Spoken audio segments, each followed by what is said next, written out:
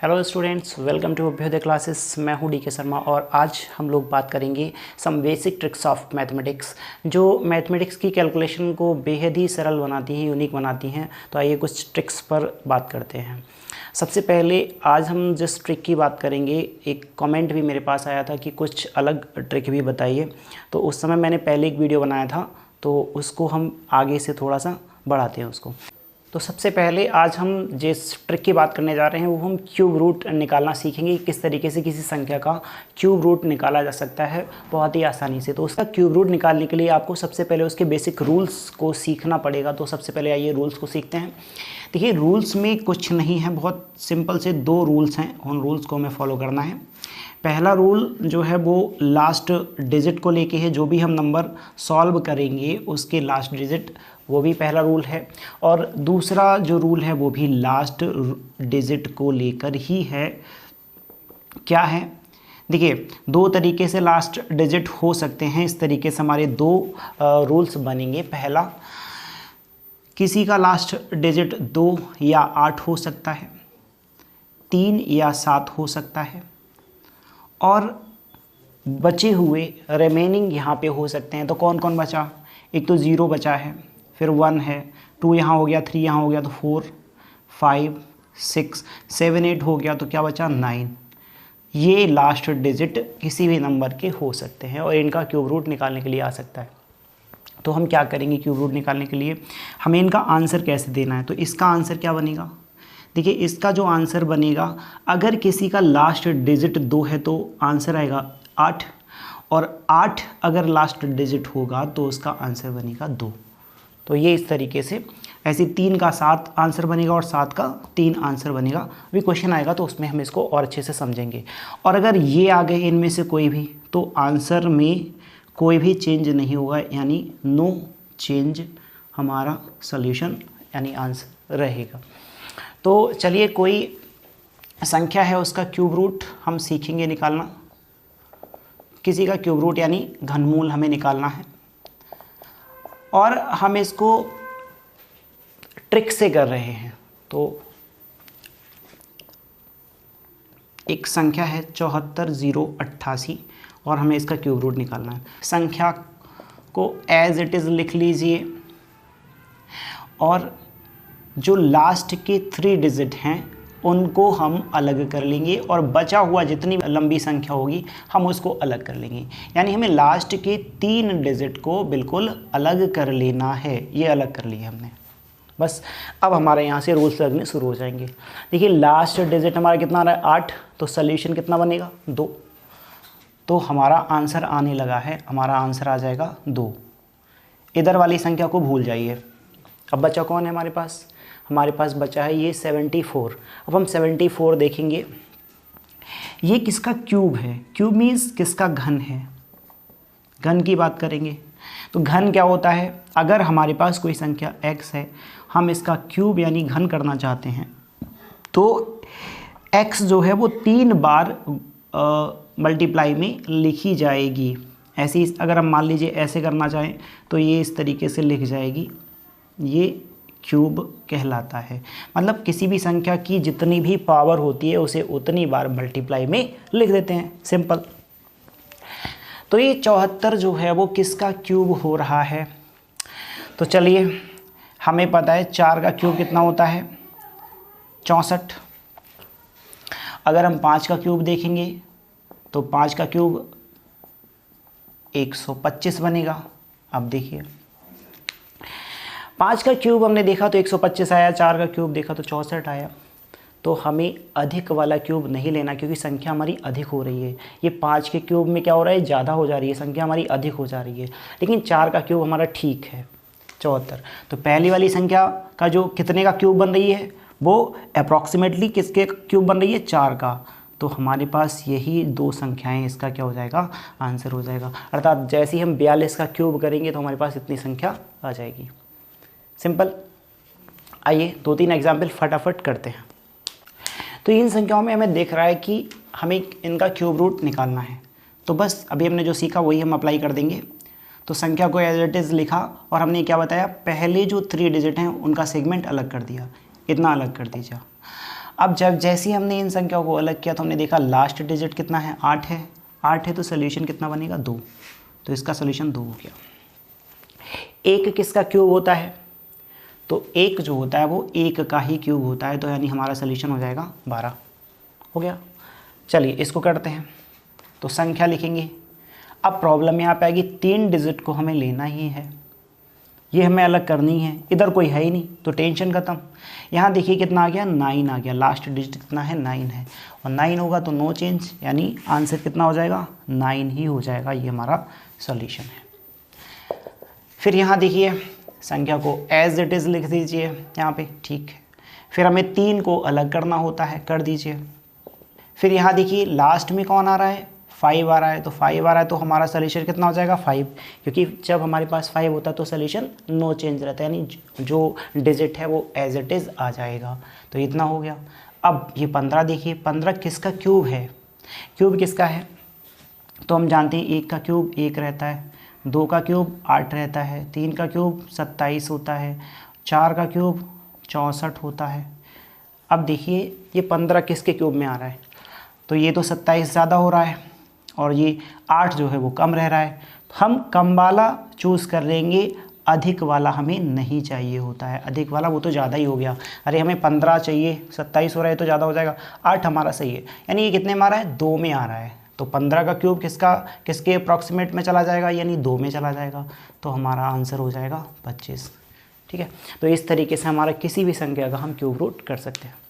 Next trick को समझते हैं। नेक्स्ट ट्रिक में हम समझेंगे किसी भी संख्या की मल्टीप्लाई कैसे करेंगे जो 100 के पास में होती है। ठीक है, हम सीखेंगे जब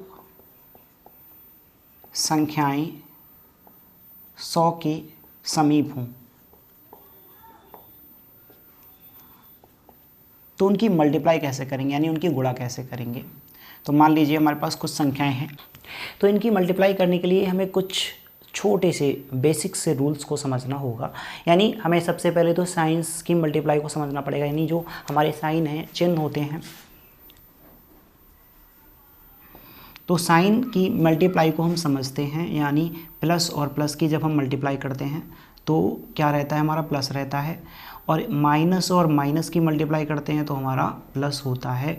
मतलब हमने क्या देखा, जब हमारे सेम साइन होते हैं, यानी हमारे जो एक जैसे साइन होते हैं, तो हमारा आंसर क्या रहता है, तो प्लस रहता है।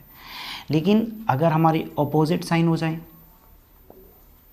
अपोजिट साइन हो जाने पे क्या हो जाएगा, यानी एक प्लस हो जाए मल्टीप्लाई माइनस हो जाए तो हमारा आंसर माइनस रहेगा। ऐसे ही माइनस की मल्टीप्लाई प्लस से हो जाए तो हमारा आंसर क्या रहेगा, माइनस रहेगा। ये चिन्ह हमें समझने ज़रूरी थे। आइए अब हम अपनी ट्रिक को लगाते हैं। ये देखिए 104 लिखा हुआ है, यानी 100 से कितना अधिक है, तो ये 4 अधिक है। ये 100 से कितना अधिक है, ये 5 अधिक है। बस हमारा आंसर आ गया है। यहाँ इन दोनों की मल्टीप्लाई कर लीजिए, 4 5 की मल्टीप्लाई करेंगे तो कितना आ जाएगा, 20 आ जाएगा। अब चाहे इस वाली संख्या में ये जोड़ दीजिए या इस वाली संख्या में ये जोड़ दीजिए, तो 105 में 4 जोड़ देंगे तो आ जाएगा 109, और यही हमारी मल्टीप्लाई हो चुकी है। आगे बढ़ते हैं। यहाँ देखिए ये 100 से कितना 3 ज़्यादा है और ये 100 से कितना है 2 ज़्यादा है। फिर हमें क्या करना है, इन दोनों की मल्टीप्लाई कर देंगे, तो 3 और 2 की मल्टीप्लाई करेंगे, लिखेंगे 6। लेकिन 6 लिखते समय हमने इसलिए इस सवाल को इसलिए जानबूझ के चुना है, 6 लिखते समय हम इसको ऐसे लिखेंगे 6, क्योंकि हमें पता ना इसके आगे कुछ संख्या को लिखा जाएगा।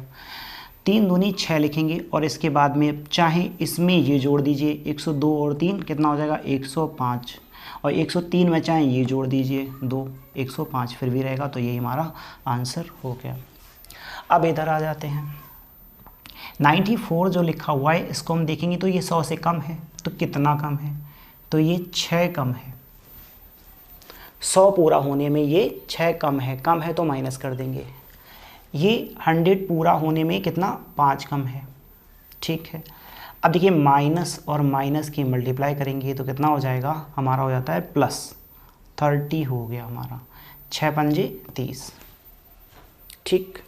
इसके बाद में अब हम यहाँ इसको चाहे इसमें जोड़ दीजिए और चाहे इसको इसमें जोड़ दीजिए, कोई भी दो में से एक जोड़ देना। यानी 95 में हमें क्या करना है, 6 जोड़ना है, तो लेकिन जोड़ते समय यहाँ पे चिन्ह कैसा है, माइनस है, तो 6 माइनस हो जाएंगे, 95 में से 6 कम हो जाएंगे, तो कितना बचेगा, 89 बचेगा, और यही हमारा आंसर हो जाएगा। अब चाहे इधर से देख लीजिए, चाहे 94 में से इस -5 को क्या कर देना है, जोड़ देना है, तो 94 में से 5 को हम यहाँ से, चूँकि माइनस है तो घटाना पड़ेगा, तो 94 में से 5 घटाएंगे तो हमारे पास 89 बचेगा। ठीक है, इसके बाद ये देखिए ये कितना कम है, 100 पूरा होने में 8 की कमी है। यहाँ 100 पूरा होने में कितने की कमी है, ये 3 की कमी है। ठीक, तो यहाँ देखिए मल्टीप्लाई कर लीजिए, -8 की -3 से मल्टीप्लाई करेंगे तो हमारे पास हो जाएगा प्लस का 24। ठीक है, इसके बाद अब इसमें से इसको जोड़ देना होता है, 92 में से 8 जाएंगे तो बचेंगे कितने, 89 बचेंगे, और हमारे पास ये हमारा सॉल्यूशन हो जाएगा। अब एक सवाल ऐसा कर लेते हैं जिसमें एक संख्या 100 हो और एक बिना 100 वाली हो। जैसे हम मान लेते हैं यहाँ पे हमारे पास एक संख्या 105 है और एक संख्या 95 है, ऐसे इसके मल्टीप्लाई कर लेते हैं।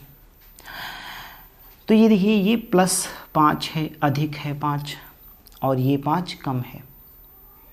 ठीक है, फिर हमें क्या करना है, मल्टीप्लाई करना है, तो 5 और 5 की मल्टीप्लाई करेंगे तो हो जाएगा 25। अब यहाँ तक बिल्कुल ठीक था, इन सभी सवालों में बिल्कुल ठीक था, हमारा प्लस प्लस का प्लस बन गया था, प्लस प्लस का प्लस बन गया था, माइनस माइनस प्लस बन गया था, हमने नहीं लिखा, माइनस माइनस प्लस बन गया था यहाँ पे, तो भी हमने नहीं लिखा। लेकिन अब हो गई है प्रॉब्लम। ठीक है, प्रॉब्लम के लिए ही हमने यहाँ पे सवाल को इसे चुना है। तो यहाँ पे देखिए प्लस और माइनस का क्या हो जाएगा, माइनस, और 5 पंजे हो जाएगा 25, और ये 25 हमको साइड में लिख लेना क्योंकि इनमें आया है माइनस, और माइनस होता है थोड़ा सा खतरनाक। ठीक है, तो प्लस और माइनस की मल्टीप्लाई माइनस हो गई। अब क्या करना है, अब ये माइनस वाला आंसर हम यहाँ नहीं लिख सकते, तो हमें इसको घटाना पड़ेगा। ठीक है, ऐसे 100 में से इसको घटा लेंगे, तो 100 में से 25 घटेगा तो कितना बचेगा, 75 बचेगा। ठीक है, हम यहाँ लिख लेंगे 75।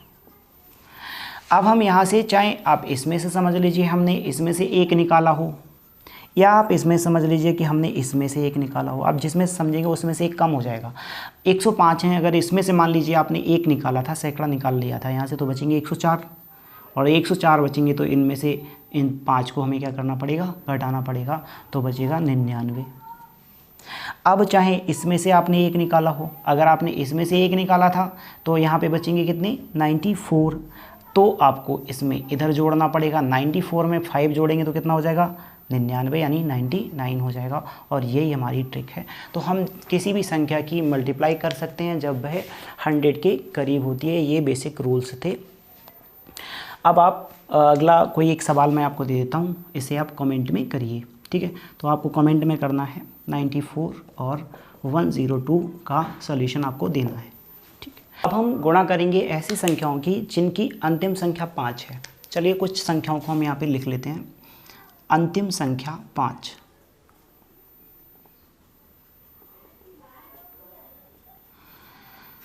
तो मान लीजिए हमने लिखा 45 और 45।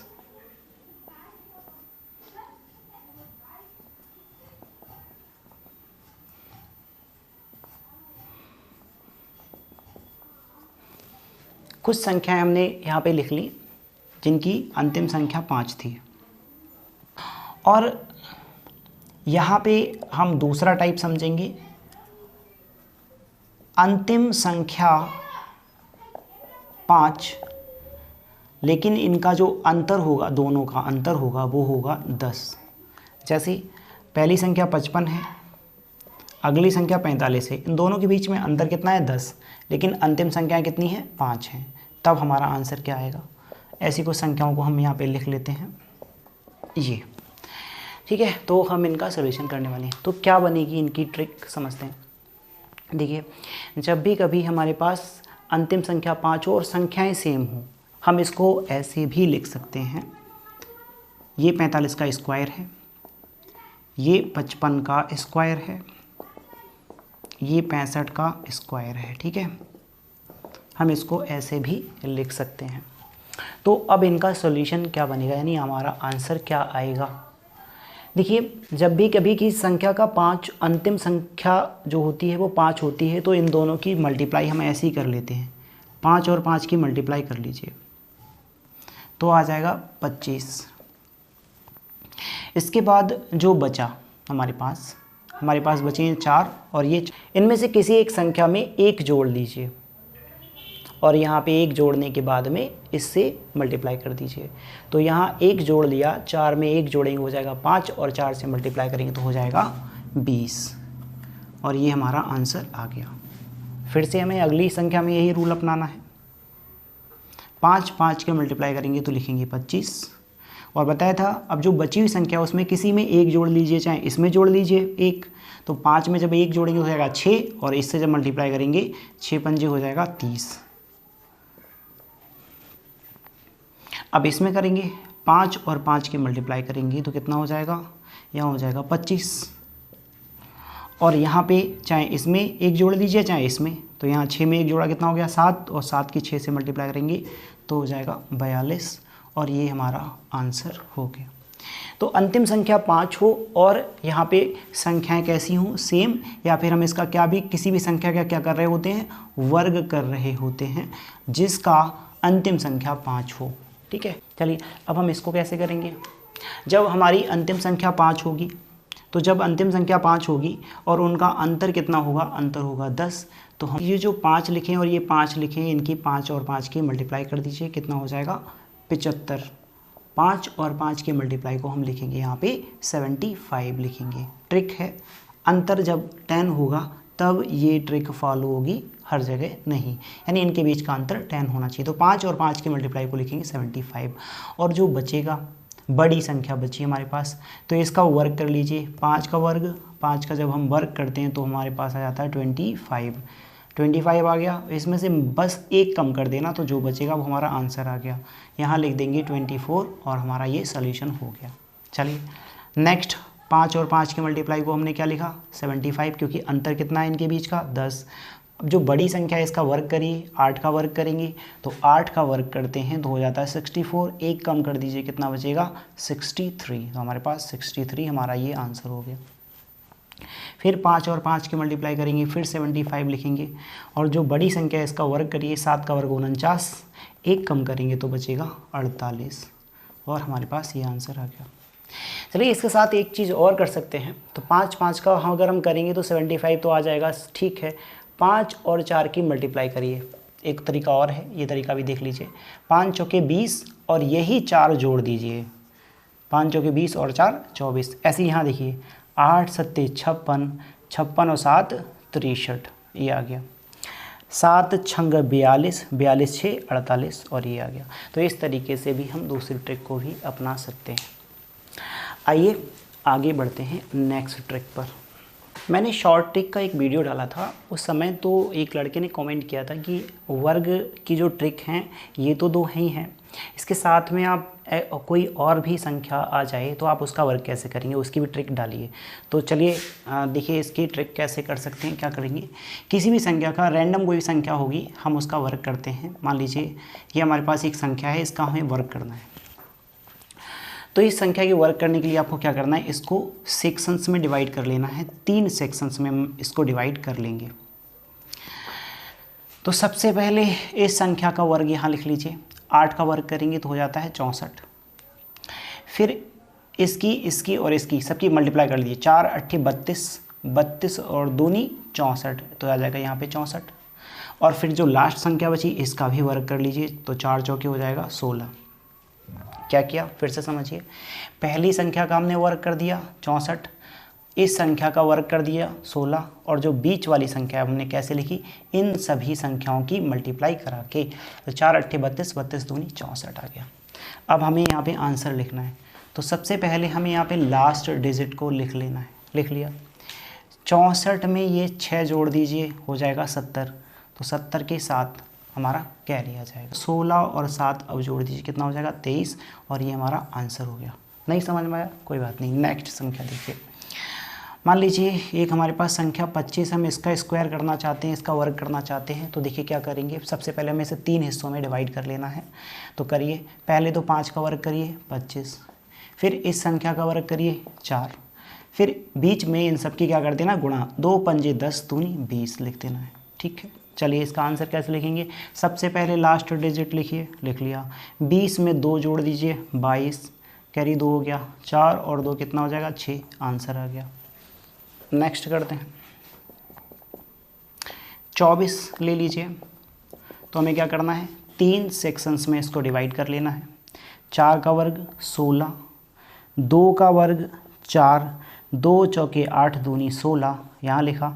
अब आंसर लिख रहे हैं, लास्ट डिजिट लिखेंगे, 20 16 को इसमें जोड़ देंगे 17, एक कैरी, 4 और 1 5, और हमारे पास देखिए सारे आंसर्स हमारे ठीक हैं। हम किसी भी संख्या का वर्ग है हम इस तरीके से कर सकते हैं। तो ये था हमारा आज का वीडियो। कैसा लगा आपको वीडियो ज़रूर बताइएगा कमेंट्स में, और हमें अपनी प्रतिक्रिया अवश्य दीजिए। वीडियो अच्छा लगा हो तो इसे शेयर कीजिए। Thank you, thanks for watching.